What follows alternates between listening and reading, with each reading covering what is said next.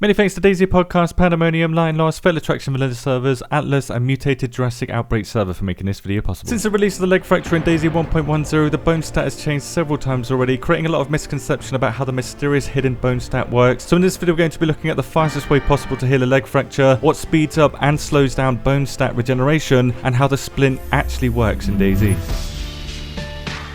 The bone stat works like any other stat down here, having a maximum and a minimum and impacting our characters based on its current value. However, the reason it's not down here with the other stats is because the bone stat is split among many different body parts of our characters, meaning your right arm bone health can be 0 while your left arm bone health can be full. Now if you didn't watch my body parts video, you don't need to. Each body part takes health and shock damage at different values. You can see the values here in health and shock damage, but the bone stat nearly always takes damage at a 1-to-1 ratio based on the weapon's health damage. So for example, if you're using the MK2 to break somebody's arm, which does 20 health damage, it would do 20 damage to the bone stat too.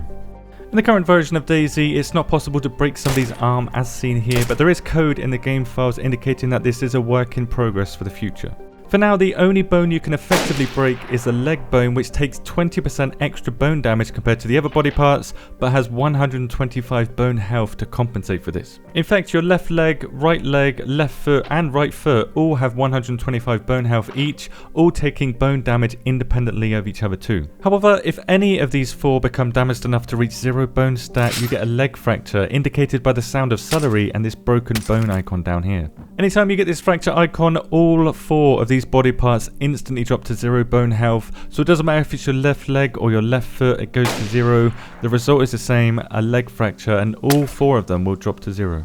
This means if you're attempting to break a person's leg, always shoot the same body part if you can't get it to 0 on the first shot. The more damage a weapon does, the better it will break a leg, with any weapon that does more than 104 health damage instantly breaking someone's leg up close, so all of these weapons here.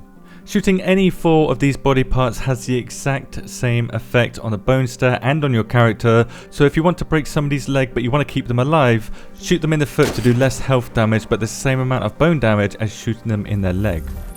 Once a leg fracture occurs, like I said, all 4 of these body parts will drop to 0 bone stat and it will begin to heal on its own at 0.06 bone health per second or 0.18 every 3 seconds, as you can see here. Eventually this will heal your leg fracture when your bone stat for any 3 of these body parts reaches 100 or more, but all 4 can take damage independently still and returns you to 0 if any of these 4 go to 0 again, so you can reset a leg fracture with another shot.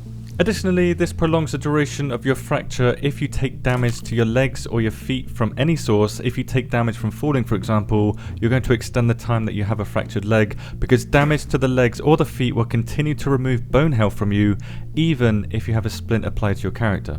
Now, if you didn't know, a splint is used to cure a leg fracture faster and is crafted by combining 2 wooden sticks with either 4 rags or half a roll of duct tape. However, applying a splint to yourself doesn't change this 0.06 bone regen per second value, so it doesn't change how quickly you regenerate. A splint does not change how quickly you regenerate, but it does instantly restore a portion of your bone stat depending on how much bone health you have remaining. The lower your bone stat is, the more a splint will instantly heal all 4 of these body parts at the same time, restoring 40 bone health to you at nearly 0. And this is when the animation completes. It's an instant cast basically, but only 15 health gets restored at 80 bone health value. This means that the mystical healing powers of the splint will get less powerful the more bone health you have. So in other words, the earlier that you use a splint, the more beneficial the splint becomes and the faster you can heal a leg fracture. The fastest way to heal a leg fracture then, use a splint as soon as possible.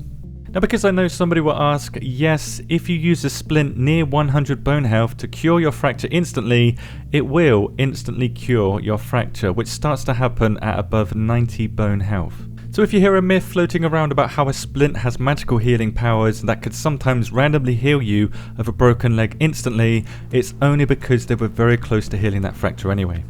If you're not lucky enough to have a splint, you can heal a fracture in 27 minutes, so it goes from 0 to 100 in 27 minutes. Applying a splint immediately as you get the fracture reduces this time to 15 minutes though, so the fastest you can recover from a broken leg is 15 minutes in DayZ. These wait times are absolutely fixed because the 0.06 bone health regen is also fixed.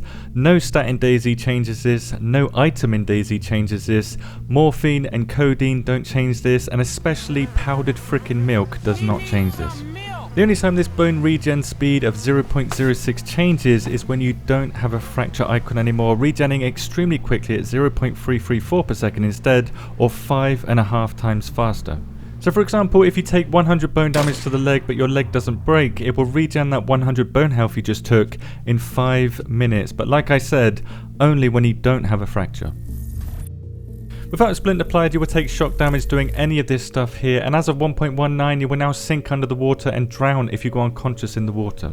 Before 1.19 you were just plain you are dead after 20 seconds of being unconscious in water, any water, but now you will literally sink to the bottom of the frickin' ocean, drowning much faster. The worst part of this change though is that you take shock damage while you're in the water. Before 1.19 you would take shock damage only if you were physically swimming, so if you're in the water with a broken leg, you're pretty much dead.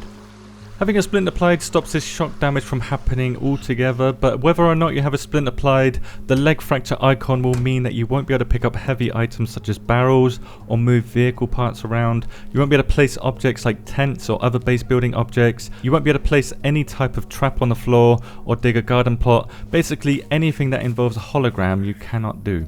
You also cannot sprint, vault, climb, jump or slide down ladders, and you cannot even block melee attacks at all. Even though your character does attempt to, you will still get hit every time. However, you can still throw items to distract infected if you come across one and you need to get rags to make a splint in a town or something. You can dig for worms, you can lock doors, you can escape restraints, and somehow you can drive vehicles. With or without a splint, the fastest way to travel in DayZ is obviously by vehicle if you're willing to risk it, but if you can't make a splint and don't have a vehicle, the next best travel method is walking because you don't take shock damage during this method, and crawling is 60% slower than walking, so walking is much better. If you do have to run though, the fastest way to travel is 60% slower than sprinting, so 60% again, with or without a splint. Without a splint, full speed running will only allow you to run just 10 meters before you get KO'd from the shock damage of being on a broken leg, with this number being increased to 17 meters with the codeine painkillers that last for 4 minutes, or a huge 137 meters using morphine that won't make you go unconscious at all, even in water, but only lasts for 1 minute instead. Finally for this video, crouching doesn't reduce how much shock damage you take while traveling, and taking shock damage from any of these sources won't extend the duration of a leg fracture, so walking on a broken leg doesn't slow down bone regeneration. Only taking bone damage on these 4 body parts slows down regeneration. Thank you very much for watching, and have a good day.